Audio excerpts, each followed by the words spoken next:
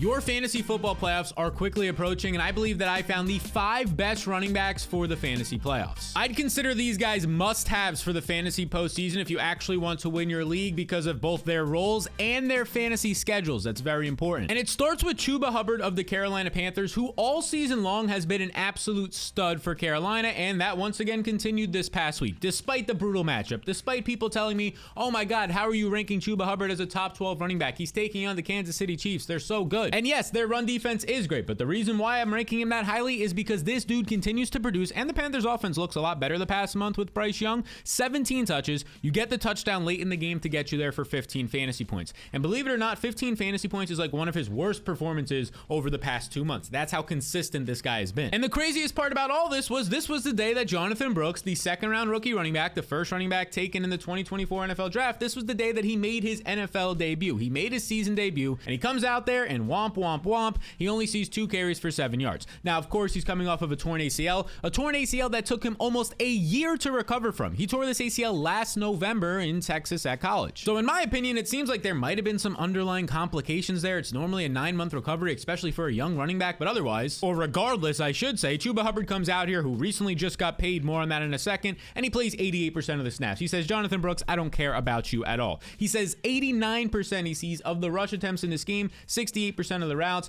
This was just all Chuba Hubbard once again, and as I mentioned, this is what we're getting all season long, and that's why they paid the guy. They recently paid the guy earlier this month in November, a 4-year extension for $33 million. That's after they spent a second-round pick on Jonathan Brooks. I think in the future, they kind of want to have their backfield like Jahmyr Gibbs and David Montgomery, a 1-2 punch, but that's in the future. That's not right now. That's not this year as Chuba Hubbard is balling out and Jonathan Brooks is getting ramped up. Hubbard quietly has one of the best roles in football with over 16 carries per game and 3.5 targets per game. He currently ranks top 10 in opportunities per game, 20 opportunities per game between his carries and his targets. And he's been great. He's averaging 5 yards per touch. His offensive line, especially those interior tackles, the guys that they got this offseason, and Damian Lewis and also Robert Hunt, those guys have been phenomenal for Carolina. I might have said the interior tackles, the interior guards. That's the interior of an offensive line, of course. And let's just look at the consistency here, right? 11.6 fantasy points in week 2, and then from there on out, 28, 22, 17, 15, 11. Oh, he starts to struggle with 9 points as his worst week for you. Then he gets you 21, 25 in this past week, 15. There's a reason why Jonathan Brooks in his first game saw 2 carries for 7 yards. Of course, they're going to limit him somewhat, but because they trust so much enough to pay him nearly $10 million a year, Chuba Hubbard. And as I quickly mentioned earlier, Bryce Young is playing a lot better over the past 3 weeks. It's definitely the best 3-week stretch of his career. Last week was probably the best game we saw of his career in a tough matchup against Kansas City. He looked like Alabama Bryce Young. If he's going to continue to sustain drives for this offense,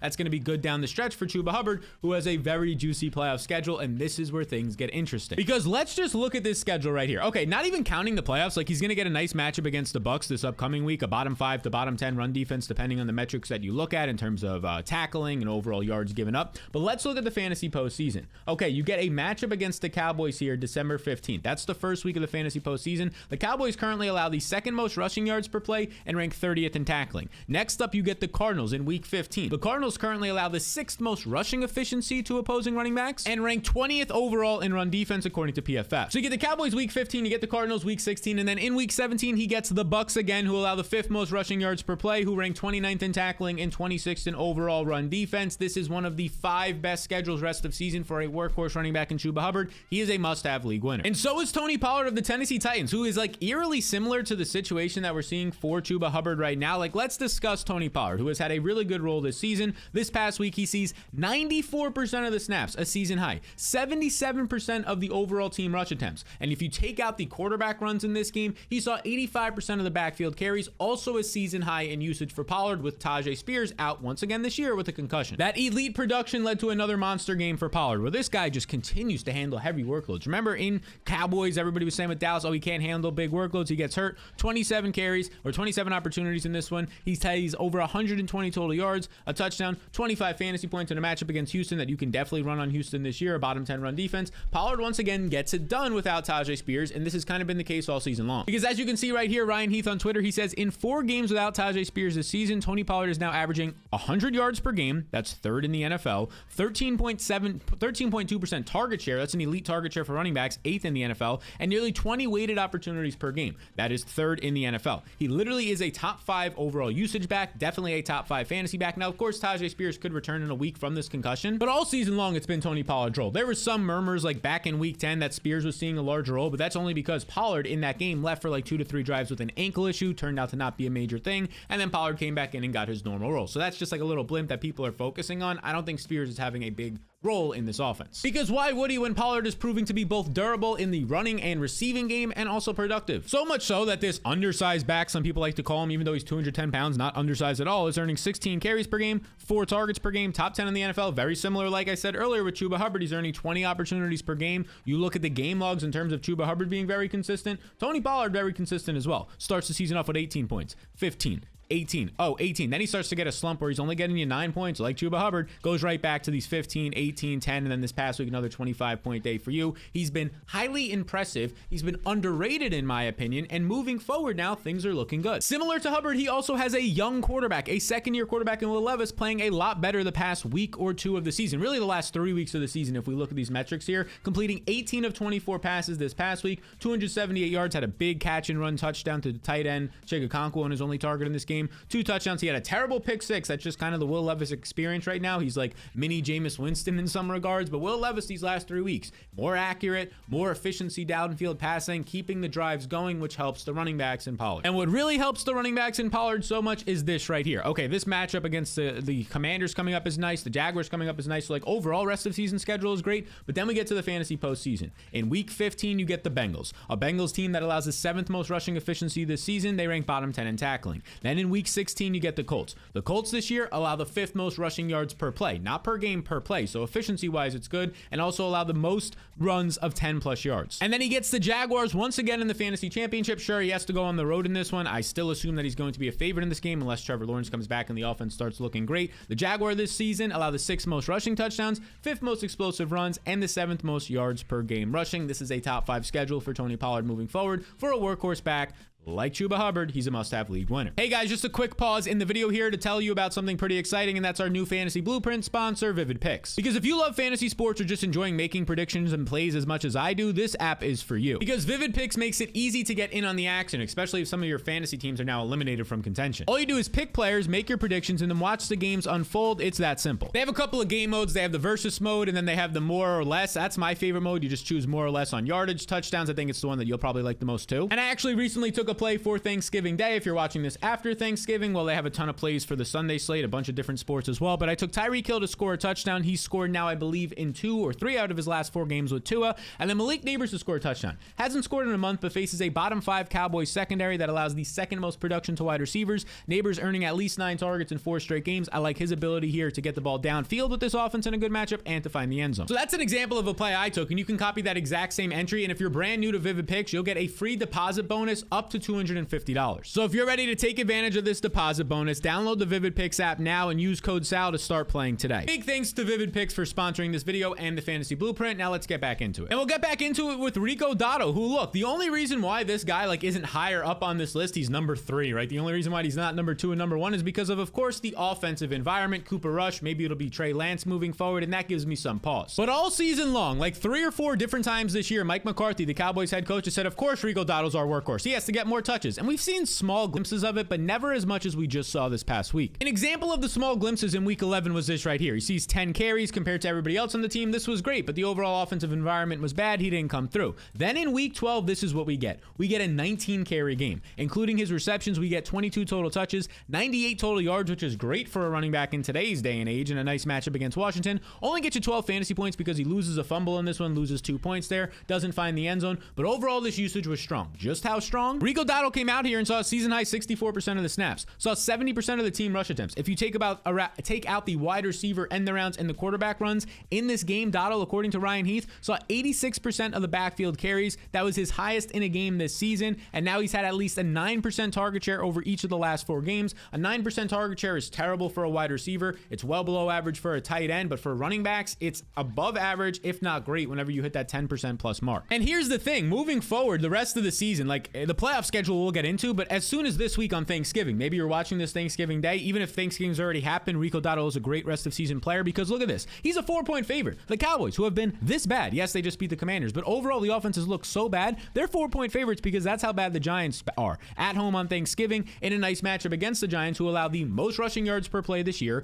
who allow the second most runs of 10 plus yards this year. This is a strong matchup for Rico Dowdle to potentially find the end zone, have 20 more touches, and maybe hit 100 total yards. He's been pretty good this year. Like, it's not like he's been elite, one of the best running backs in the league. He's not Saquon Barkley. He's not even Bucky Irving in terms of efficiency, but 4.8 yards per touch, nearly 5 yards every time he touches the ball. Pretty good. A 20% juke rate is well above average for the NFL. So these things are pretty encouraging when a guy starts to see more touches. But it's not only that he's starting to see more touches, it's because of the matchups too. Like, if he was going to be facing the Ravens, the Chiefs, tough matchups the rest of the year, I wouldn't want to be getting into the Rico Dowdle business. But it's plain and simple that he's just not seeing these matchups right now. We talked about the Cowboys. The Bengals are a top 10 matchup as well. Then you get into the fantasy postseason. Look at this right here. In week 15 to start the fantasy postseason, a matchup against the Panthers who allow the most rushing yards per play and the second most rushing touchdowns. In week 17 or 16, we get a matchup against the Bucks, who we've talked about, the 5th most rushing yards per game. The Bucks so far this season ranked 29th in tackling and 26th in total run defense. And then the biggest concern would be week 17. If you get to the fantasy postseason, maybe you have other options by then. I assume Dowdle's like a flex option or a benched option for you. He will be facing the Eagles on the road in this one, but there's a chance that the Eagles already have, honestly, like the 1 seed locked up, at least the division locked up. Maybe they're just motivation-wise not there as much. And either way, even if the Cowboys are 10 to 12 point underdogs, that's where maybe you see a couple more checkdowns for him, because this is a tough matchup. The Eagles are definitely a top 10 run defense on the season. They're a great tackling team. They're great against the run in general, but that could be the week you get 4 receptions out of Dowdle, and in general, maybe just less motivation and less starters out there for Philadelphia. So Dowdle is somebody that I would consider definitely a league winner moving forward because of the matchups, and somebody that can get you into the postseason because of the beneficial matchups against the Giants and Bengals coming up. Now, I mentioned this guy's name briefly about being like just an electric, explosive player, yards per touch efficiency, and it's Bucky Irving. This guy, rest of season, the reason why he's not number one is because that's how good I think the number one guy is on this list, but he was very close to being number one for me. He came out of the bye and he got the post-bye rookie bump some. 55% of the snaps was a season high in any game with Rachaad White this year. He runs 59% of the routes. That's the big thing here. 40% of the rush attempts, okay, fine. There's a little bit of blowout run in this one. He didn't play towards the end. Sean Tucker got involved, but 59% of the routes run. In previous weeks, it's been all the Rachaad White show in terms of any passing down situations. This past week, it was Bucky Irving getting early and often a ton of targets and receptions. So much so that he led every single running back with 6 receptions this past game. He had a ton of overall yardage on those receptions. Yards after the catch, first among all wide receivers, running backs, 5 missed tackles forced on receptions. This guy has been great on the ground in terms of breaking tackles, efficiency per touch, and he's clearly been able to do it in the air, and now they're giving him more opportunities. In total, you got Bucky Irving going out there and just dominating. 18 touches in this one. That was great to see. He goes for 150 total yards. He has a 60-yard carry late in the game. He had a reception go for 30-plus yards, finds the end zone, and honestly, his day should have been even better. He was tackled not once, but twice on the 2 opening drives for the Bucks on the 1-yard line. Both times they were like screen receptions to Bucky Irving. He takes it for like 6, 7, 8 yards, tackled on the 1-yard line, tried to reach one time, couldn't get it in there. His only touchdown came on like a 10-yard run, so he could have had an even bigger day than this. I mean, at least 1 or 2 touchdowns. They pulled him for Sean Tucker both times. Tucker got him one time, and then he fumbled the other time. So Bucky Irving moving forward. Hopefully Sean Tucker isn't the goal line back. I think that was maybe just because Bucky Irving had these long runs, had to get pulled. But moving forward, this guy continues to be a dynamic player per touch. I mean, he entered the week averaging 5.6 yards per touch, and now this past week he was averaging like 8 yards per touch. So he's going to be close to 6 yards per touch on the season, which will easily be in the top 5 amongst all running backs. Reminder, he's a later round rookie, I think a 4th round rookie. 3rd in juke rate, broken tackle rate. That's only going to go up after this week. He's good. Like, you look at Saquon Barkley, you see what he did in Sunday Night Football. You see him break tackles. You see him breakaway runs go like crazy. That's the exact same percentage, like 12% of Saquon's touches, exact same that Bucky Irving is doing this year for breakaway runs. He's starting to heat up. Now, I don't think just Rachaad White's out of the picture. Rachaad White had a decent game this past week. He continues to remain involved, seeing a lot of opportunities. Rachaad White this past week ends up seeing 12 carries for 37 yards and a touchdown. He's never been efficient. He's nowhere near as efficient this year as Bucky Irving. 1 catch for 10 yards. But here's the thing. Just 1 target for Rachaad White compared to 6 for Bucky Irving. It was clearly a priority to get Bucky Irving involved in the passing game. They had 3 designed screens for him in this game. And if that's going to be the case moving forward, he's clearly the better runner when they're leading in games, which will be often down the stretch. More on that in a moment. And now if he's getting involved as a pass catcher, every week we should see 15 opportunities and the upside for 20 plus points. And a lot of the credit has to do with Liam Combs. He got Mike Evans back this week, although limited. He has Baker Mayfield looking fantastic, and Liam Combs is running a fantastic offense and run game with an improved offensive line led by their rookie Graham Barton in the center of that offensive line. I mean, this guy is dialing up the offense. We thought it might not be able to get any better from Dave Canales. It, in my opinion, has gotten better. And the rest of the season schedule is beautiful. You get the matchup this upcoming week against the Panthers, who we just mentioned allow the most rushing yards per game, a Raiders bottom 10 run defense. That's to get you into the fantasy postseason. And now let's talk about when you're in the postseason. Okay, the first matchup against the Chargers is definitely the worst matchup for him, but the Chargers allow the 9th most rushing yards per game. They've been struggling a bit the past month due to some injuries, not only in coverage against number 1 receivers, but also against running backs. So you can actually get yours against the Chargers, believe it or not. Then in week 16, the fantasy semifinals, you get a matchup against the Cowboys. The Cowboys allow the 2nd most rushing yards per game, ranked 30th in tackling this year. And oh yeah, in the fantasy championship, if you happen to get there with either Rachaad White or Bucky Irving, but more so Bucky Irving,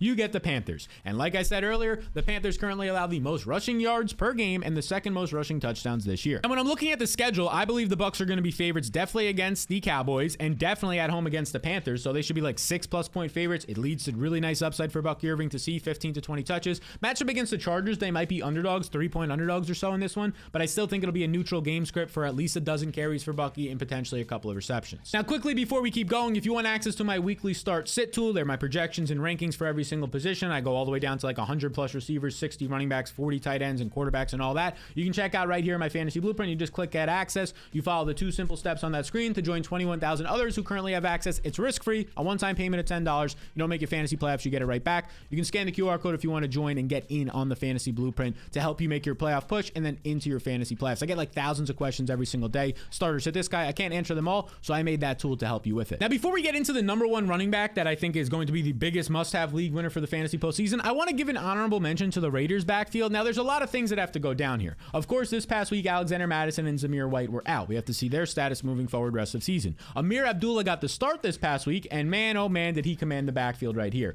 89% of the snaps, elite usage, 80% of the routes, 57% of the rush attempts. He turns this into a pretty nice day, considering a tough matchup against Denver. 17.5 fantasy points, saves his overall day. He's not an elite rusher. He never has been. 8 carries for 28 yards, but saves his day for what his best calling card and his skill is. 5 catches on 6 targets, finds the end zone there as well. So that's what gets him going, at least in terms of fantasy production. Now, like I said, we have to see what happens with Matterson, with Zamir White. They didn't practice last week. They might not play in week 13. Who knows what happens down the stretch for these guys, but we've seen Antonio Pierce just kind of go to the hot hand this year. He's already done it with Mattison over Zamir White. So maybe you do get Amir Abdullah being the guy the rest of the season. Or if it does happen to be Zamir White, who is slowly taking back the backfield from Alexander Mattison since they got their new play caller the last 2 weeks before both guys got hurt. Whoever it ends up being, I think they're appealing to at least be stashing on your rosters and maybe flex options, because look at this schedule. Tough matchups against the Chiefs, sure, but then heading into the fantasy postseason, a nice matchup against the Bucs, and this is where things get interesting. You have a matchup against the Falcons here. The Falcons, who as of right now are currently allowing the 12th most rushing efficiency and are a bottom 10 tackling team. And if you make it to your fantasy championship, it's the matchup of all matchups. Sure, it's on the road against the Saints. Sure, it's just too good of a spot to pass up here.